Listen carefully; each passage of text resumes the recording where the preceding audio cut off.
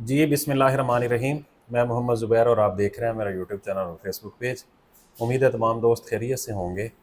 अच्छा, जैसा कि आप लोगों को पता है, मैं और शहजाद साहब पब्लिक सर्विस कमीशन की तरफ से जितनी भी जॉब्स आती हैं उनके ऊपर बात करते हैं। तो आज पब्लिक सर्विस कमीशन का इश्तिहार नंबर 27 आया है और इस इश्तिहार नंबर 27 के अंदर मेडिकल के रिलेटेड बहुत ज़्यादा तादाद में सीट्स आई हुई हैं और उनमें से हम स्पेसिफ़िकली एक के ऊपर बात करेंगे और वो है चार्ज नर्स की। तकरीबन 3600 सीट्स हैं, वो चार्ज नर्सेज जो हैं वो भर्ती की जा रही हैं ऑन रेगुलर ग्राउंड। तो इससे पहले आज एक इश्तिहार आया है कि पाकिस्तान जो आर्मड फोर्सेस हैं उनके अंदर जो मेडिकल सर्विसेज होती हैं उनमें भी जो नर्सिंग के एडमिशन है वो स्टार्ट हो चुके हैं। तो हमारे वो देखने वाले जिनकी फैमिली में से कोई बच्चियां ऐसी हैं जो कि नर्सिंग करना चाहती हैं पाकिस्तान आर्मी की तरफ से, तो उसके एडमिशन्स जो हैं वो स्टार्ट हो गए हैं और उसकी आखिरी डेट जो है वो 15 अगस्त रखी गई है। तो हम उसके ऊपर भी बात करते हैं और फिर फ़ौरन हम आ जाएंगे जो चार्ज नर्स भर्ती की जा रही हैं 3600 के करीब पब्लिक सर्विस कमीशन की तरफ से, उनके ऊपर। तो सर बहुत शुक्रिया। जी सर, थैंक यू। तो सर क्या क्वालिफ़िकेशन क्या रखी गई है नर्सिंग की एडमिशन के हवाले से जो कि आर्मड फोर्सेस नर्सिंग सर्विसेज में? सर उसके लिए उन्होंने एफएससी और मैट्रिक के नंबर जो हैं उस पे कंडीशन बताई है कि एफएससी में आपके होने चाहिए कम से कम 50%, एफएससी परी मेडिकल में, और मैट्रिक विद साइंस के साथ आपके होना चाहिए कम से कम 60%। ठीक है वो जी। लोग एलिजिबल होंगे अप्लाई के लिए। 60% आप लोगों के मैट्रिक में होने चाहिए विद साइंस और आपके प्री मेडिकल के साथ 50% नंबर होने चाहिए एफएससी के साथ। 17 साल से 25 साल तक की उम्र रखी गई है। इस उम्र के जितने भी स्टूडेंट्स हैं वो अप्लाई कर सकते हैं इसके ऊपर।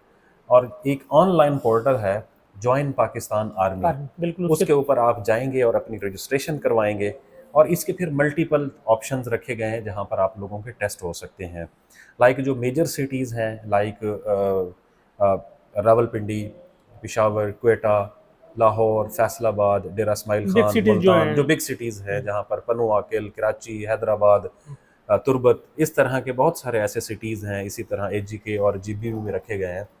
तो आप वहाँ पर अपने नियरेस्ट प्लेस जो है उसको सिलेक्ट करें और वहाँ पर फिर आप लोगों का टेस्ट होगा बाकायदा जिस तरह से उनका होता है। और फिर और ये जो लोग 15 अगस्त तक अप्लाई की डेट है। जी 15 अगस्त तक अप्लाई की डेट है। हम्म। तो सर चलें, ये तो एक बहुत अच्छी खबर है कि हमारे वो देखने वाली बच्चियां जिन्होंने कोई ये माइंड बनाया हुआ है कि वो नर्सिंग करना चाहती हैं, तो उनके लिए आज के दिन में दो बड़ी खबरें थी। ऐसे एक तो एडमिशन्स ओपन हुए हैं, दूसरा साथ ही 3600 के करीब सीट्स जो हैं वो भी पब्लिक सर्विस कमीशन ने अनाउंस की हैं।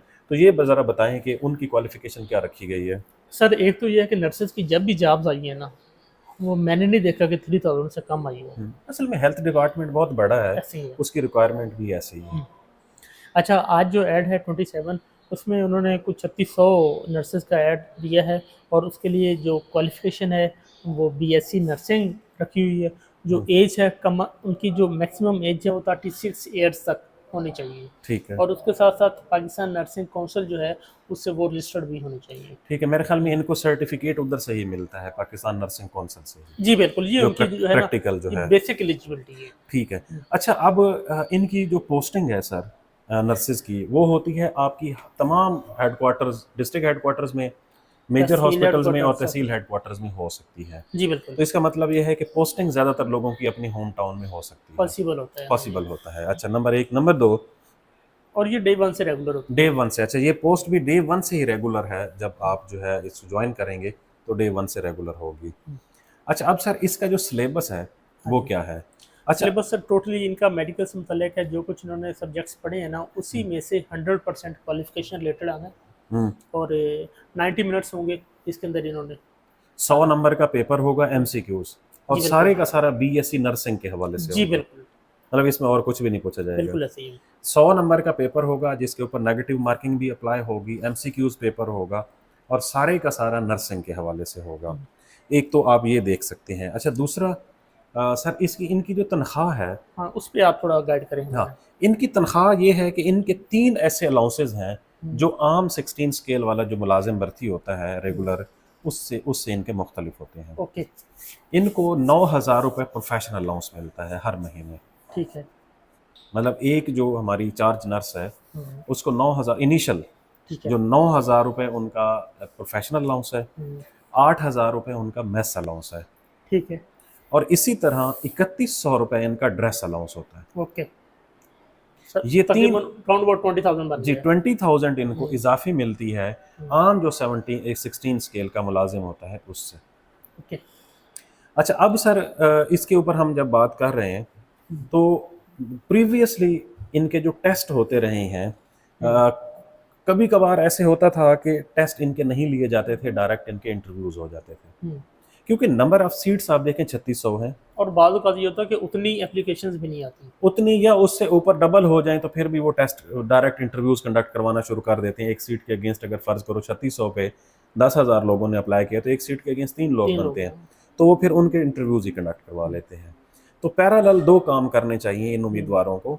एक तो ये है कि ये खुद को टेस्ट के लिए भी प्रिपेयर करें, टेस्ट होता है दैट्स वेरी गुड, और अगर नहीं होता और direct public service commission interviews call कर देते जो कि उनके पास ऑप्शन मौजूद होती है, तो फिर यूजुअली इंटरव्यू के लिए उसने एक सीट के लिए 5 लोगों को बुलाना होता जी है, और अगर अप्लाई ही इतनी कम हो कि 5 लोग उस पे ना आते हो फिर 5 लोगों को बुला लेगा। हाँ जी, तो फिर क्या होता है, फिर यही डाटा इनका काम आएगा इंटरव्यू के दौरान। जी बिल्कुल, इंटरव्यू में तो यकीनन प्रोफेशनल क्वेश्चन पूछे जाएंगे ना, बिल्कुल ऐसे ही। और प्रोफेशनल क्वेश्चन जब इन्होंने टेस्ट की प्रिपरेशन की हुई होगी तो वो इनके लिए बहुत मददगार साबित होगी।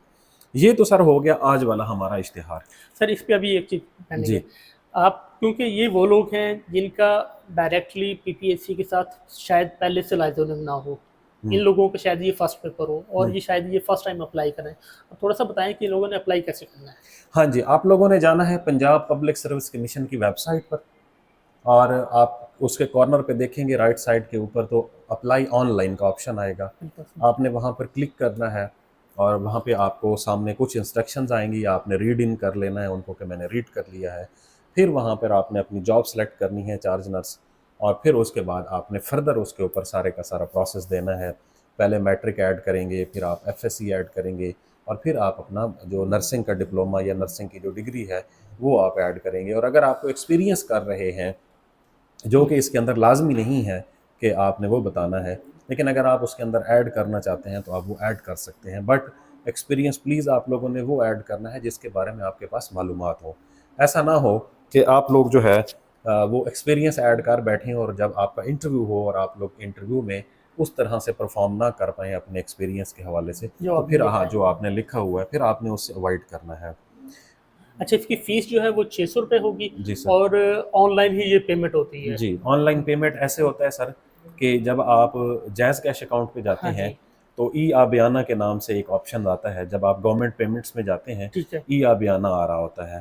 आप ई आबियाना में जब क्लिक करते हैं तो वहाँ पे जो पीएस आईडी आपकी 14 या 16 डिजिट की होती है, आप उसको एंटर करते हैं तो ऑटो जनरेट अप्लाई कर रहे होते तो वो हैं। फिर आपकी वहाँ पर फीस सबमिट हो जाती है, आप फर्दर प्रोसेस कर सकते हैं। वही जो आपकी पीएस आईडी बनी होती है वही आपने वहाँ से कॉपी करनी है, पेस्ट करेंगे तो आपका डाटा सामने आ जाएगा कि आप पीपीएससी की फलां पोस्ट के लिए अप्लाई करें, वहाँ पे आपने अपनी पेमेंट सबमिट करवानी है। ठीक है। अच्छा, दूसरा सर, अब जैसे कल हमारा एक अपना हुआ है प्लानर अपडेट हुआ है। हाँ जी।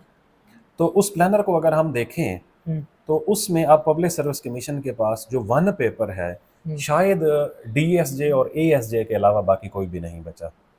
ठीक है। इवन के वो पेपर जो कि 15 तारीख जिसकी आखिरी डेट थी सोशल वेलफेयर में असिस्टेंट की, उन्होंने उसका पेपर भी रख दिया है।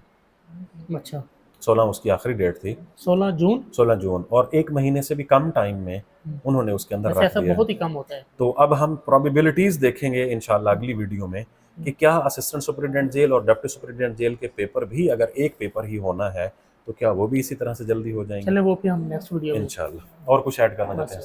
बहुत शुक्रिया।